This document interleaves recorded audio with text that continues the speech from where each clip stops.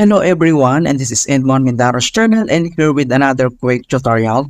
At sa video ito ay tuturo ko on how to disable protocol handlers request in Google Chrome. A quick info about protocol handlers is an application that knows how to handle particular types of link. For example, a mail client is a protocol handlers for mail to link. Alright, so ipalo lang ang step-by-step method nito and start na natin. Ang next step ay open lang natin ang ating Chrome web browser. So dito lang sa upper right side ay kailangan mo lang i-select yung tatlong dot. And then next, kailangan mo lang select yung settings.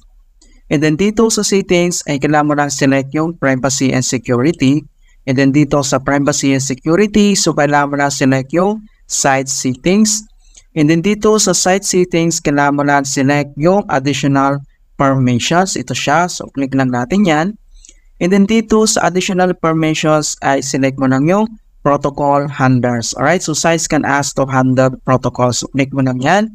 And another informations regarding protocol handlers, sites can handle special tasks when you click on a certain types of link, like creating a new message in your email client or adding new events to your online calendar.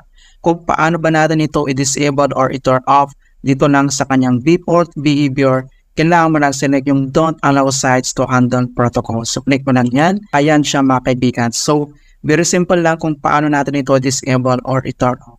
Kung gusto mo naman itong i-turn on or enable mo siya, so click mo lang itong sites can ask to handle protocols. Ayan. So ganoon po siya mga kaibigan. Alright, so please don't forget to like this video and subscribe to my channel for more helpful tutorials and tips. And if you have any questions or suggestions, please leave them in the comment down below. Thank you guys and see you in my next tutorial.